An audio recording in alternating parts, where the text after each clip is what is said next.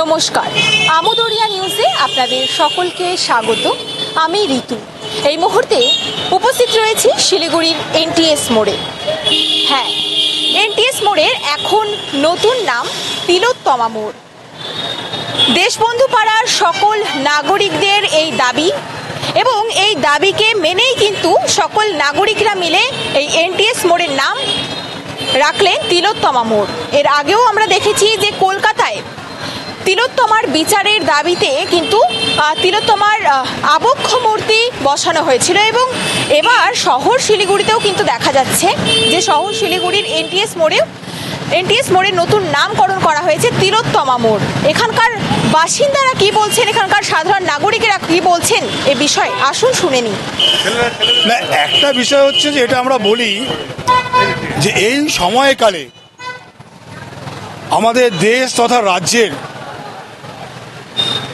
নামকরা হাসপাতাল আর.জি. কর হাসপাতালে যে পৈশাচিক ঘটনা, একজন তরুণী ডাক্তার, সম্ভাবনাময় ডাক্তার, তার উপর যে পৈশাচিক ঘটনা ঘটেছে এবং তারপরে তাকে হত্যা করা হয়েছে এবং এই ঘটনাকে ধামাচাপা দেওয়ার জন্য একটা চেষ্টা হয়েছিল। সেখানকার যারা অধ্যক্ষ তিনি ইতিমধ্যে ধরা পড়েছেন, প্রশাসনের এক অংশ ধামাচাপা দেওয়ার চেষ্টা করেছিল। কিন্তু এই ঘটনার পরবর্তীতে সেই আর.জি. করের ভেতরে যে প্রতিবাদ উঠেছে এবং সেই প্রতিবাদ প্রসঙ্গক্রমে বলে রাখি যে মীনাক্ষী মুখার্জি ডিআইএফের রাজ্য সম্পাদিকা, এবং তিনিও তার টিম নিয়ে সেদিকে ওখানে ছিলেন, তার সবাইকে নিয়ে। বিষয় দেখবেন তার পরবর্তীতে শুধু আর.জি. করের চার দেওয়ালের মধ্যে নয়, সারা রাজ্য, সারা দেশ, সারা পৃথিবী আজকে আলোড়িত হয়েছে এই ঘটনার বিচারের দাবিতে, এই ঘটনার অপরাধীদের শাস্তির দাবিতে। লাখো লাখো মানুষ কলকাতার সহ সারা রাজ্যে রাজপথগুলো দখল করেছিল। আমরা দেখেছি আমাদের দল ও মত নির্বিশেষে, কোনো রাজনীতির বিষয় এখানে নেই। এটা রাজনৈতিক কোনো বেড়াজালের মধ্যে রাখা ঠিক হবে না। মানুষ রাজনীতির বাইরে গিয়ে দল ও মত নির্বিশেষে রাত দখলের কর্মসূচি নিয়েছেন, ভোর দখলের কর্মসূচি নিয়েছেন। মেয়েরা ঘরের মেয়েরা আমরা দেখেছি সারা পৃথিবী বুকে আজকে আলোড়িত হয়েছে। একজন ডাক্তার, স্বাস্থ্যকর্মীর তার নিজের বাড়ি যদি তার প্রথম বাড়ি হয়, হাসপাতাল হলো তার দ্বিতীয় বাড়ি। সেই দ্বিতীয় বাড়িতে যখন একজন ডাক্তার যখন লুম্পেনদের দ্বারা সে আক্রান্ত হন, তখন দেখবেন আমি চুপ করে বসে থাকতে পারি না, আপনি চুপ করে বসে থাকতে পারেন না, আমরা চুপ করে বসে থাকতে পারি না, সমাজ চুপ করে বসে থাকতে পারে না। সে কারণেই সমাজ যেভাবে রাস্তায় নেমেছে দলমত নির্বিশেষে, খেলোয়াড়, শিল্পী, সাহিত্যিক, বুদ্ধিজীবী, জুনিয়র ডাক্তারবাবুরা, যেভাবে ডাক্তারবাবুরা আজকে প্রতিবাদকে যেভাবে তারা নিয়ে এসছেন, তাদের কাছ থেকে শিখতে হবে আমাদের। ছোট ছোট বাচ্চা স্কুলের ছাত্রছাত্রীরা, শিল্পী, সাহিত্যিক, বুদ্ধিজীবী, আমরা এই সময় দাঁড়িয়ে আমরা কেন দেখবেন অনেক বয়স্ক মানুষ, অনেক প্রবীণ, তারাও বলেছেন স্বাধীনতার পরে ভারতবর্ষে আমাদের রাজ্যে এই ধরনের গণজাগরণ দেখা যায়নি কোনো ঘটনাকে কেন্দ্র করে।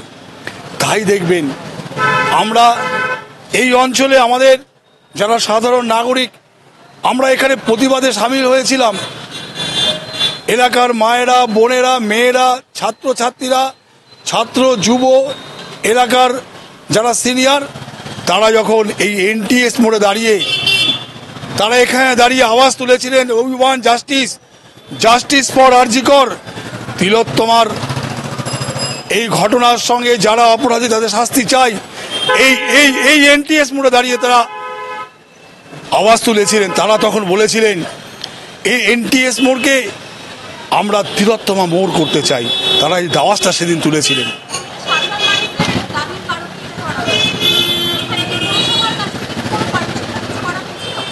গণমাধ্যমে প্রতিদিন যেভাবে দাবিটি উঠেছে এনটিএস মোড়কে তিলোত্তমা মোড় করা হোক, এখানে আছে ভাইয়েরা, এখানে দিদিরা, বোনেরা এখানে আছেন, এখানকার ব্যবসায়ী পথ চলতি মানুষ আছেন।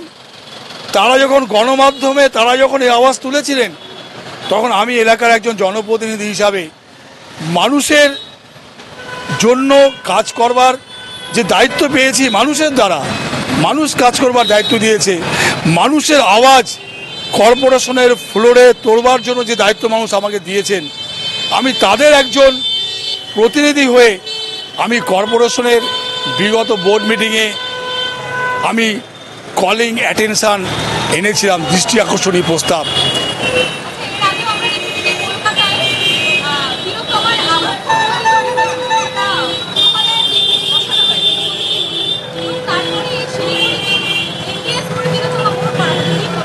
না, এটা একটা মানুষের আবেগ, মানুষের প্রতিবাদ, অন্যায়ের বিরুদ্ধে মানুষের যে প্রতিবাদ, তাকে মর্যাদা দেওয়া, মানুষের আবেগকে মর্যাদা দেওয়া, এই মর্যাদা দেওয়ার জন্যই তো কর্পোরেশন আমি আওয়াজটা তুলেছিলাম সেদিন যে এনটিএস মোড়কে কি আমরা পারি না, এনটিএস মোড়কে তিলোত্তমা মোড় করা হোক।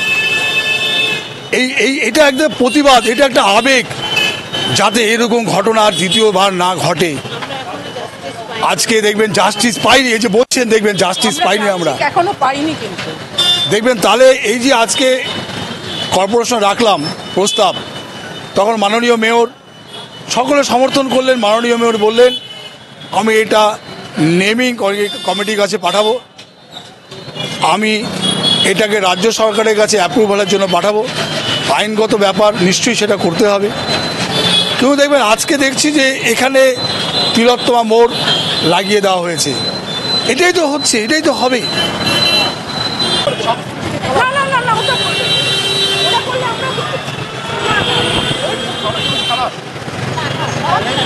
শিলিগুড়িবাসী মহিলাদের পক্ষ থেকে আমি জানাচ্ছি, এনটিএস এর মোড়ের নাম যেন তিলোত্তমা মোড়ই থাকে। সরকারকেও জানালাম, রাজ্য সরকারকেও জাস্টিস পাইনি। পরবর্তীকালে যদি পুরুষদের ওপর অন্য টাইপের বাজে হামলা হয়, তখন কিন্তু ওনারা কি করবেন জানি না। যে পুরুষরা দোষী হবে, নারীদের উপর নির্যাতন করবে, কোনো মহিলা যদি তাদের উপর আক্রমণ করে, তখন কিন্তু কিছু পথ থাকবে না। এটা সব পুরুষের পক্ষে এটা প্রযোজ্য না। যে পুরুষরা নির্যাতন করবে তাদের পক্ষে, তাদের জন্যই বলা হচ্ছে। তিলোত্তমার প্রতি শ্রদ্ধা, এত বড় একটা আকস্মিক ঘটনা ঘটে গেল, এরপরেও ঘটে যাচ্ছে, আমরা প্রতিবাদ করছি, তাও থামছে না। আরজি করার পরে অন্য মেডিকেল কলেজেও হয়েছে, আর থ্রেড কালচার চলছে সর্বত্র সব জায়গায় সরকারি সংস্থা এক একজন করে সন্দীপ ঘোষ অবস্থান করছে। সেই সব সন্দীপ ঘোষকেও আমাদের চিহ্নিত করতে হবে। আগামী দিন এই সব সন্দীপ ঘোষরা অন্যায় অরাজক পরিস্থিতি সৃষ্টি করছে সারা শিলিগুড়ি জুড়ে বা সারা রাজ্য জুড়ে। যেসব সরকারি সংস্থা বা সরকারি জায়গা আছে সেখানে অনেক সন্দীপ ঘোষ আছে। আমাদের অনেক অভিযোগ আছে জনগণের, সেই অভিযোগটা বারবার করে সরকারকে জানানোর চেষ্টা করা হচ্ছিল, কিন্তু সরকার কর্ণপাত না করার দরুন এই পরিস্থিতি তৈরি হয়েছে, অরাজক একটা পরিস্থিতি তৈরি হয়ে গেছে। আমরা সেই পরিস্থিতি, আমরা জাস্টিস চাইছি, তিলোত্তমা জাস্টিসের পক্ষে, এবং শিলিগুড়ির নাগরিক এবং 29 নম্বর ওয়ার্ডের নাগরিক হিসাবে আমাদের তিলোত্তমার প্রতি এটাই সম্মান জানানো যে আমাদের এই মোড়টার নাম তিলোত্তমা মোড় হোক। আমরা সেই দাবি রেখে এই একটা ব্যবস্থা করেছি আমরা। এখন এই পর্যন্তই, পরবর্তীতে ফিরবো অন্য খবর নিয়ে। ধন্যবাদ।